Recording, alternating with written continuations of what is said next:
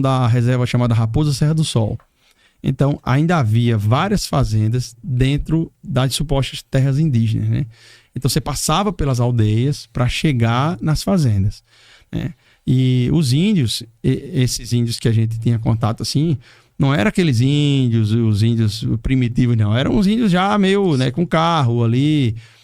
E o que os garimpeiros não, os fazendeiros, na época não era com garimpo lá, a confusão era com os fazendeiros, em Roraima, nessa região, é que eles alegavam que os índios roubavam eles, né? O índio ia lá, roubava um gado, por exemplo. E eles não podiam pegar um índio, porque o índio, em tese, do ponto de vista legal, é inimputável.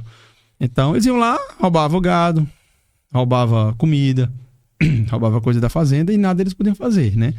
Era essa a alegação dos fazendeiros, a raiva deles, né? E era uma batalha muito grande. Depois foi demarcado, os fazendeiros foram indenizados, depois de alguns anos, e eles saíram. Mas garimpo não, porque o garimpo, na verdade, é dentro da Amazônia mesmo, lá no coração. A gente andava ali, como eu disse, no máximo 100, 120 quilômetros dentro em estrada de barro, né?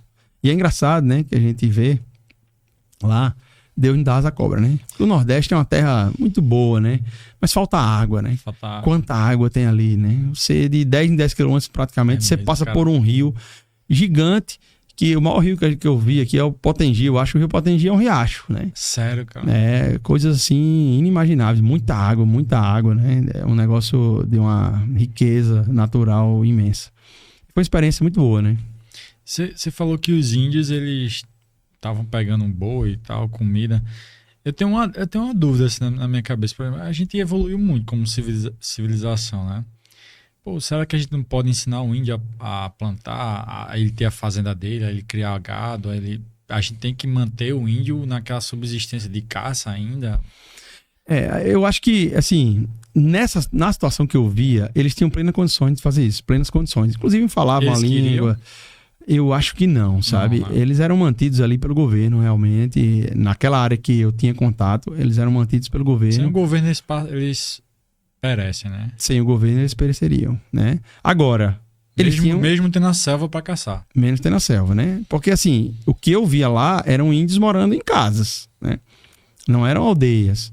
Então, existe o indígena lá do centro da Amazônia, dessa questão Yanomami aí, existe o índio que mora ali a 60 quilômetros da cidade, né? Que é considerado indígena do mesmo jeito, né? Do ponto de vista legal, é a mesma coisa. Mas eles viviam muito de subsídio do governo. E alguns plantavam, outros não. Alguns tinham negócios, por exemplo.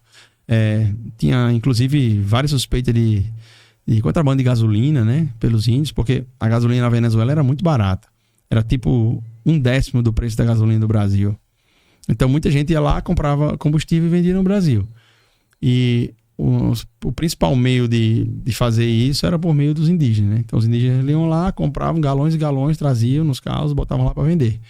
Então, e assim eles estavam ganhando dinheirinho deles. E assim ganhando dinheirinho deles, né? E aí eles tinham um negócio deles, que era esse negócio. E isso era comum, assim, você ouvia falar direto lá. Não era uma coisa que era escondida, não. Mas como o índio tem esse problema da inimputabilidade penal, né? Então, você fica meio de mãos atadas, né? Para esse índio que vive ali na civilização é muito difícil. Mas para aquele lá, eu não conheço a realidade realmente dos que moram lá no centro da Amazônia, não. Área sem acesso nenhum, não sei como é que funcionaria.